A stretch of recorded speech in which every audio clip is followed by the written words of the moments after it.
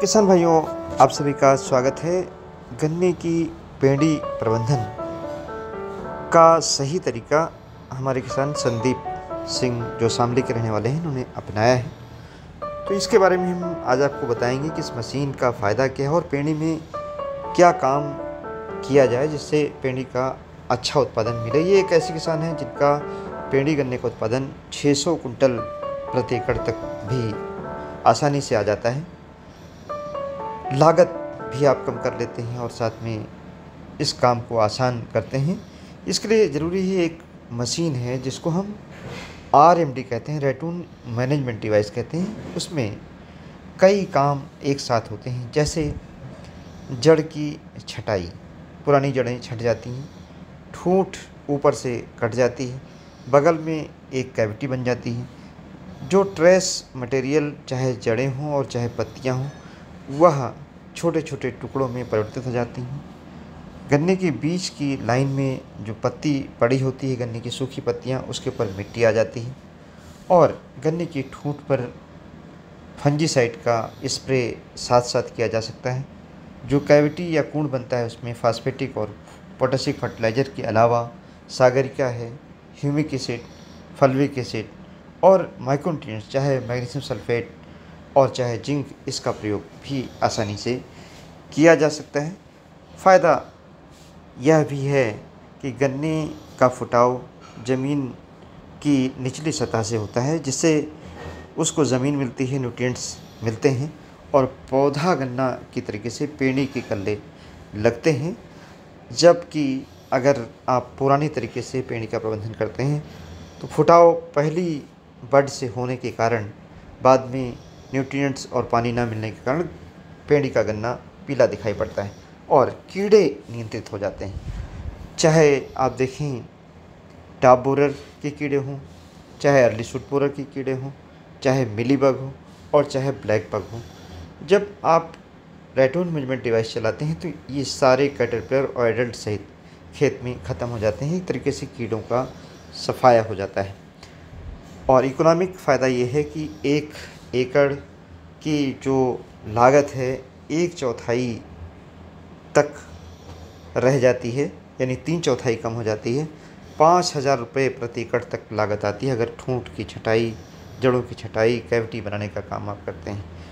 लेकिन इस मशीन से केवल 600-700 रुपये में आप इस काम कर सकते हैं। और ऐसी गन्ने की किस्में CO0118 जिनमें फुटाव ज़्यादातर कम होता है, अगर इसके पौधे पर रैटून डिवाइस चलाते हैं तो फुटाव यानी जो टिलरिंग है वह भी बढ़ जाती है। अब इसकी प्री रिक्विजिट क्या है? एक तो मशीन है RMD जिसकी कास्ट है 60 से लेकर 80,000 तक।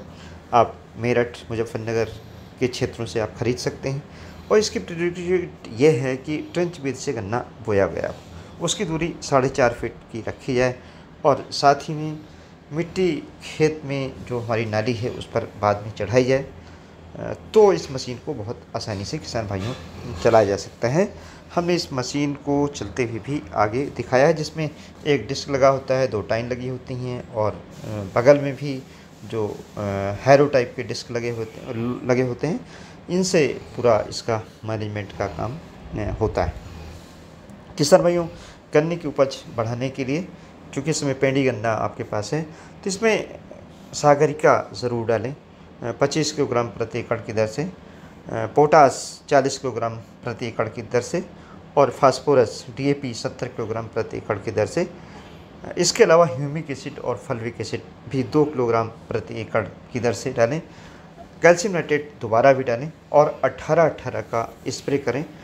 निश्चित तौर से आपका जो पेंडी का गन्ना है वह बेहतर आप ले पाएंगे। RMD हमने यहाँ पर आपको दिखाई है। ये RMD पीछे कन्वेयर लगे हुए हैं जिसमें ड्रेंचिंग भी किया जा सकता है। साइड में आपको टैंक दिख रहा होगा और इसी तरीके से बीच में एक व्हील आपको दिखाई पड़ रहा है, वो चल रहा है और जिससे ठूंठ की छटाई होती है। पीछे टाइन बने हुए हैं और बगल में 2 डिस्क लगे हुए हैं, जिससे जड़ों की छटाई, ठूंठ की छटाई और कैविटी खोलने का काम एक साथ ट्रैक्टर के माध्यम से होता है।